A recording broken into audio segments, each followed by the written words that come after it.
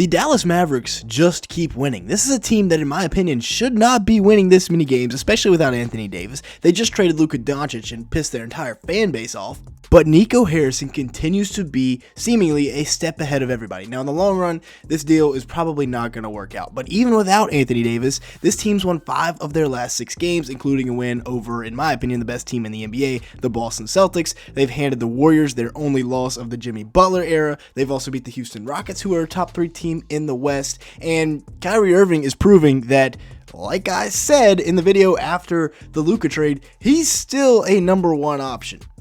And then Max Christie, who has proven to be much more than just a throw-in to this Anthony Davis trade. Originally, the Lakers were like, hey, we'll give you Dalton Connect, you give us Luka, we'll give you AD as well. The Mavericks were like, no, we want Max Christie instead of Dalton Connect. Turns out fantastic. He's got the best contract in the league. And then they've had other guys step up, like Dante Exum. I mean, what year is it that Dante Exum is out here giving people buckets on an NBA court? But once guys like Gafford, Lively, Anthony Davis come back and start playing, this team is going to be deadly. We haven't been able to see this team play how they were designed to be played yet, except for 3 quarters where Anthony Davis absolutely dominated and they just boat raced, I think it was the Pacers. Now, I stand by my statement that Kyrie Irving is still a number 1 option. Remember, back when the Cavs won their championship, Kyrie was the number 1 option for them down the stretch. He put up numbers in the 2016 finals as a 23-year-old. Yes, they had LeBron, but in the half court, Kyrie was their best offense. This year, he's averaging 25 points per game, 4.8 assists, 4.7 rebounds, and 1.2 steals per game in 37 minutes a night, and he's really been carrying the load without Luka. You get him at the elbow, at the nail, he's going to get a bucket. There's pretty much nothing you can do to stop him in one-on-one coverage. 48% shooting from the field, 41% from 3 on 7 attempts. And without Luka, like I said, he's been carrying more of the load, averaging 27 points a game, 5 assists, 4 rebounds, on 47% shooting from the field, only 37% from 3, which isn't the greatest, but still a solid year for Kyrie, especially without Luka Doncic. Kyrie has definitely developed into a savvy veteran, can really score in a multitude of ways and knows how to get into the right spots to get a bucket. Here he is coming downhill, nice little pull-up over Alvarado, and he's nearly unguardable around the rim. He can switch hands, he can put it in from any angle pretty much around the rim using every single inch of the backboard, and he's just a really tough scorer around the rim, one of the best we've ever seen, honestly.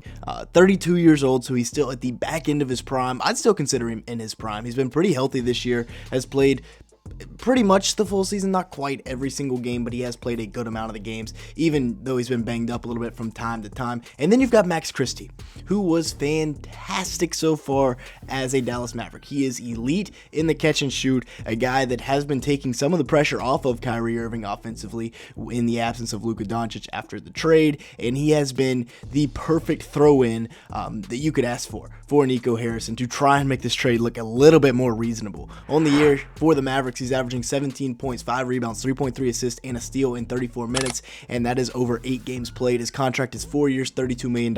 He's shooting 52% from the field, 47% from 3 on 5 attempts. You can't really beat it. That's the best value in the league right now, especially for a guy that's going to shoot. I mean, he's not going to shoot that high from the 3 or from the field, but he's been really good. And then you got Dante Exum coming back from injury, and all of a sudden, he's an elite finisher around the rim, and he can shoot.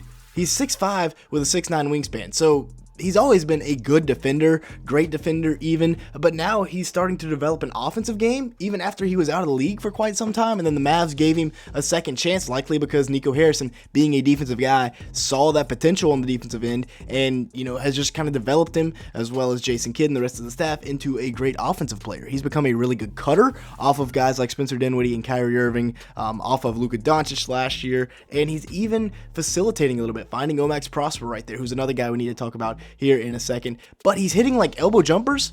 His jump shot looks horrific, but it goes in, right? He's an improving shooter percentage-wise. I wouldn't say mechanics-wise he's improving, but percentage-wise he's definitely improving. It's got a hitch, but hey, if it's not broke, don't fix it. On the year, he's averaging 10.8 points a game, 3.8 rebounds, 1.8 assists, and 0.8 steals in 20 minutes per game. And per 36 minutes, he's averaging close to 20 a game with 7 assists and 3.2 rebounds, as well as 1.4 steals per game, while shooting 52% from the field and 43% from 3 on 3 attempts from beyond the arc.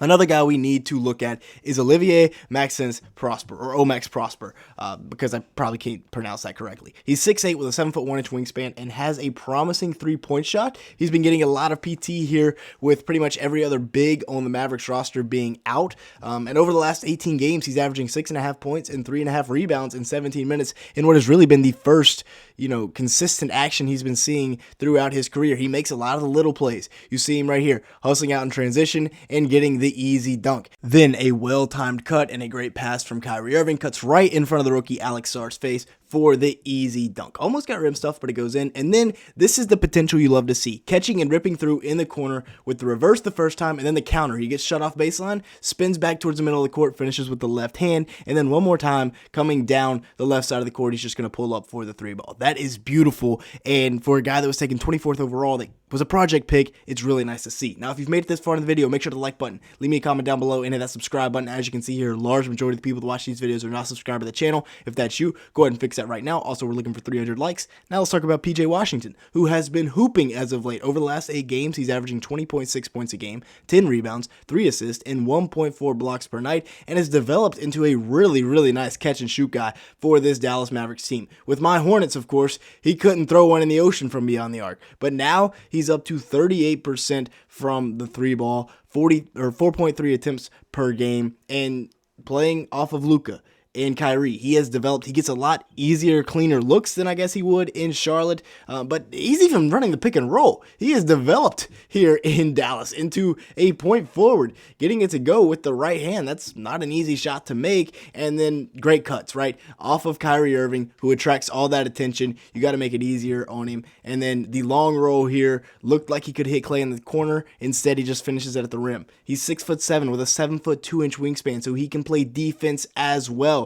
As you can see here, give me that Misi. We're going the other way. Just a SWAT. That's what you call a SWAT right there. And like I said, the way this roster was meant to be played was Gafford, Washington, and AD all on the court at the same time, just providing stifling defense. You throw in Max Christie in there, who's a great wing defender. Kyrie is the engine offensively, and this is what they were doing to teams. The one game that we saw AD and Gafford in the lineup with PJ Washington against the Rockets, they were really, really good. You know how much that defense improved last year at the deadline when they brought in PJ and Gafford. Now they've brought in one of the best defenders in the NBA. And if he didn't get hurt with the Wemby injury, prayers up to Wemby, by the way, but if he didn't get hurt with the Wemby injury, he probably would have been the defensive player of the year, averaging 2.2 blocks and 1.3 steals. You see the interior defense that the Mavs had. And this was the vision that Nico Harrison had when he built this team, when he made this trade, this very, very controversial trade with Luka Doncic heading to the Lakers. And AD in his first game was nothing short of dominant. 26, 16, 7, and 3 in 31 minutes. I mean, are you kidding me? Minute for minute, that might be one of the best performances in NBA history. Jokic does some crazy stuff, but that is a big-time stat line for Anthony Davis. And he had the crowd hyped, right? Everybody was getting going. He's even stepping back and knocking down the three ball. Everybody in the arena is on their feet. And then, of course, Anthony Day-to-Day Davis gets hurt, although he's been more healthy as of late. With that being said, that's going to be it for today's video, though. Thank you so much for watching. Make sure to like button, leave me a comment down below, and hit that subscribe button if you did enjoy at any point. And with all that being said, thank you so much for watching today's video.